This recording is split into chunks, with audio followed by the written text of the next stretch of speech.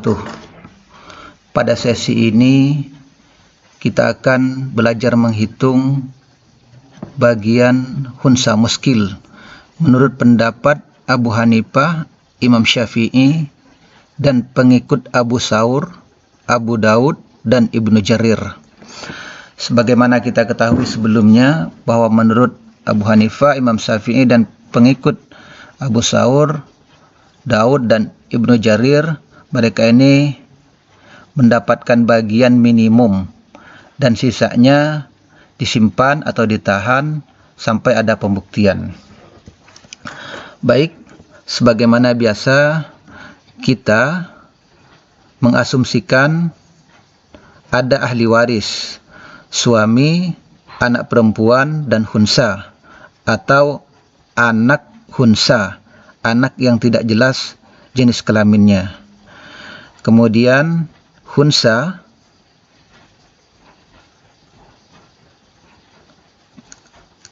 kita perkirakan sebagai laki-laki dan kita perkirakan sebagai perempuan. Pertama kita akan menghitung hunsa yang diperkirakan sebagai laki-laki. Seperti biasa kita hitung, berarti di sini posisi hunsa sebagai laki-laki. Sebagaimana biasa kita hitung suami karena punya anak mendapat 1/4. Kemudian anak perempuan mendapat asobah bil ghairi. Kemudian hunsa sebagai anak laki-laki mendapat asobah bin nafsi, atau keduanya mendapat sisa.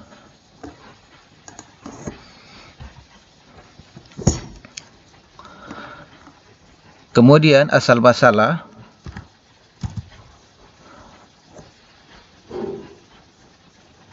adalah 4. Kita kasih kode di sini asal masalah 1. 1 ini kode saja untuk memudahkan kita. Selanjutnya kita hitung bagian suami. Bagian suami berarti 4 dibagi 4 kali 1. Berarti 1. Kemudian bagian anak perempuan dan hunsa yang diperkirakan laki-laki adalah asobah. Jumlahnya adalah 4 dikurang 1 berarti 3. Artinya untuk anak perempuan dapat 1, untuk laki-laki dapat 2. Selanjutnya kita sudah tahu bahwa suami dapat 1, anak perempuan dapat 1, dan hunsa dapat 2. Kita tinggalkan dulu yang ini sampai di sini. Selanjutnya kita hitung bagian hunsa yang diperkirakan sebagai anak perempuan. Pertama, kalau hunsa sebagai anak perempuan, suami mendapat 1/4.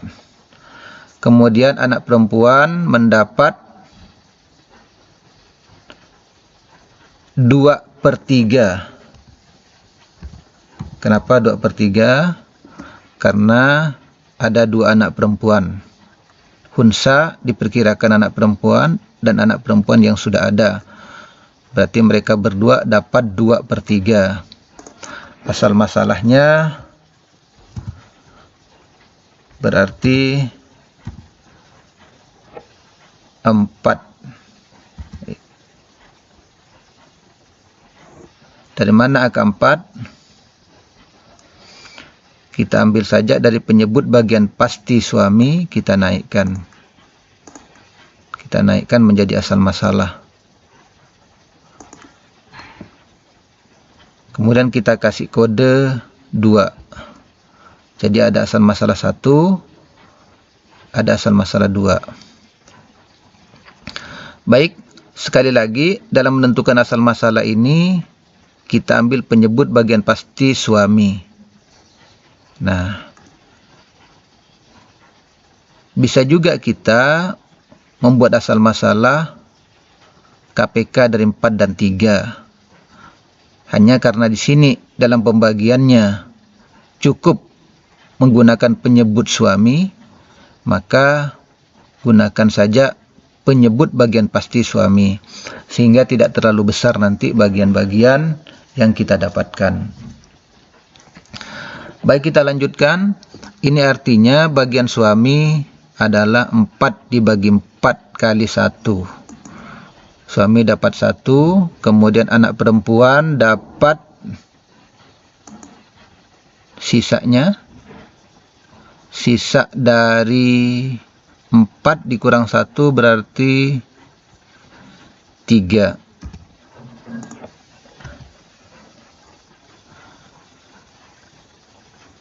Jumlahnya 4. Ya. Ini artinya hartanya ada 3, kemudian yang mau menerima ada 2 orang. Apa artinya? Kita harus melakukan TM atau tahsisul masalah. Kita akan TM dengan cara juz sahminya di sini ada 2. Asal masalahnya ada 4. Berarti dalam kaidah TM asal masalah dikali juz sahmi. Oke, 4 kali 2 sama dengan 8. Selanjutnya bagian suami 1 kali 2. Tetap 2. Kemudian bagian anak perempuan 3 kali 2, 6. Artinya masing-masing mendapat 3. Khunsa yang diperkirakan perempuan juga mendapat 3. Baik, sudah ketemu bagian laki-laki dan khunsa diperkirakan sebagai perempuan. Sekarang selanjutnya kita lakukan penggabungan asal masalah atau yang disebut dengan GAM. Oke. Bagaimana cara mencari GAM? Dalam membuat gabungan asal masalah ini, kita mencari KPK dari asal masalah 1. Ini 4. Kemudian asal masalah kedua. Asal masalah kedua asalnya 4. Kemudian karena sudah ditahsis, maka menjadi 8. Artinya KPK dari 4 dan 8 adalah 20. KPK dari angka 4 dan 8 adalah 8. Nah, selanjutnya setelah kita mengetahui KPK dari angka 4 dan 8 adalah 8, sekarang kita melakukan penyamaan penyebut. Kita tulis di sini, kasih kode supaya gampang. P1. P1 ini artinya penyamaan penyebut untuk ahli waris 1.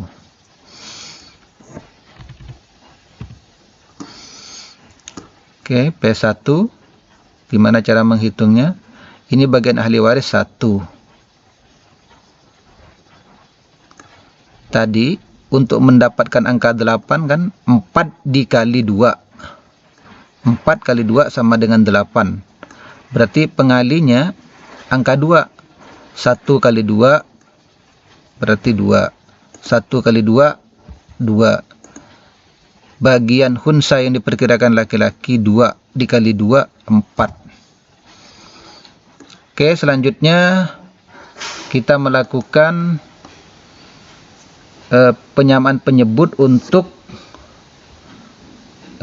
ahli waris yang khunsanya diperkirakan perempuan. Kita kasih kode di sini P2.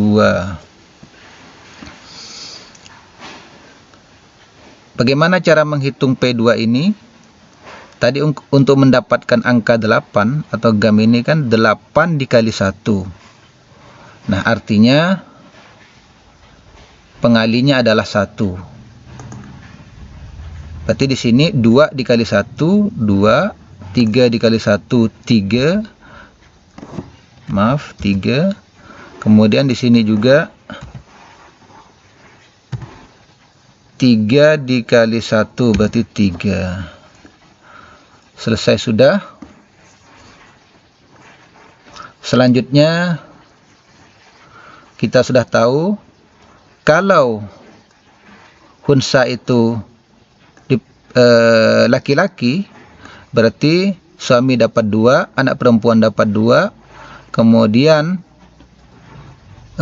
khunsa yang diperkirakan laki-laki itu dapat 4.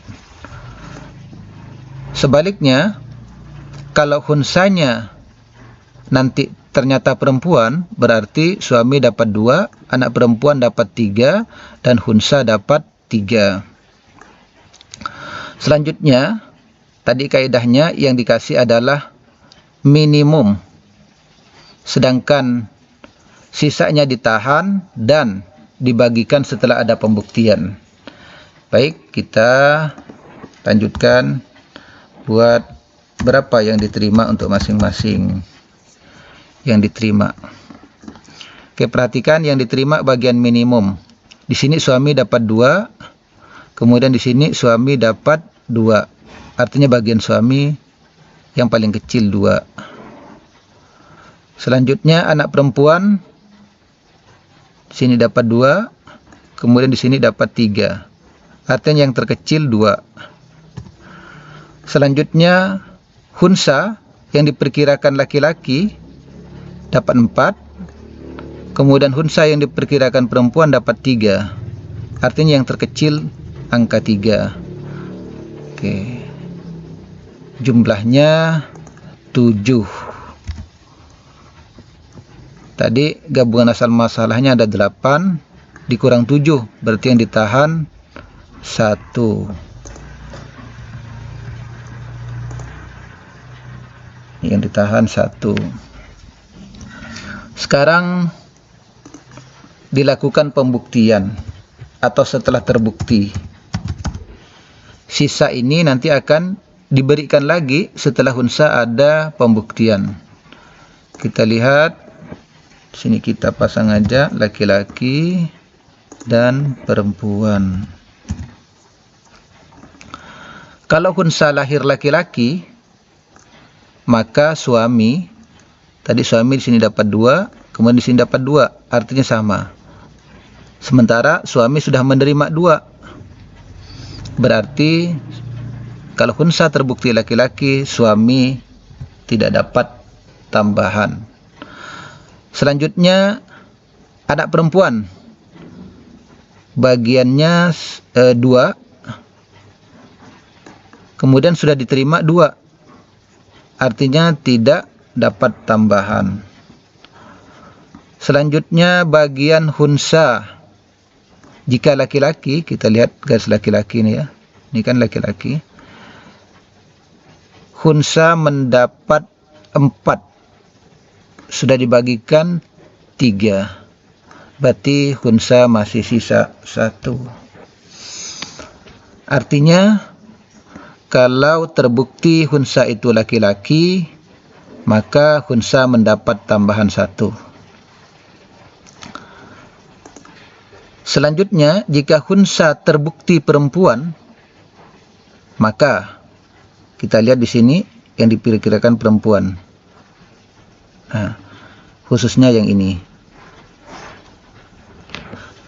Jika khunsa ternyata perempuan, sudah diterima 2, seharusnya dapat 2, berarti suami tidak dapat tambahan. Kemudian anak perempuan sudah diterima 2, seharusnya dapat 3, berarti dapat tambahan 1 untuk anak perempuan. Kemudian untuk khunsa yang diperkirakan perempuan sudah dapat 3, kemudian seharusnya dapat 3, berarti tidak dapat tambahan. Nah, baik, Berarti sudah selesai cara perhitungan bagian khunsa menurut pendapat Abu Hanifah, Imam Syafi'i, dan pengikut Abu Thawr, Daud, dan Ibnu Jarir. Baik, silahkan mencoba, semoga semuanya bisa dan bermanfaat bagi kita bersama. Assalamualaikum warahmatullahi wabarakatuh.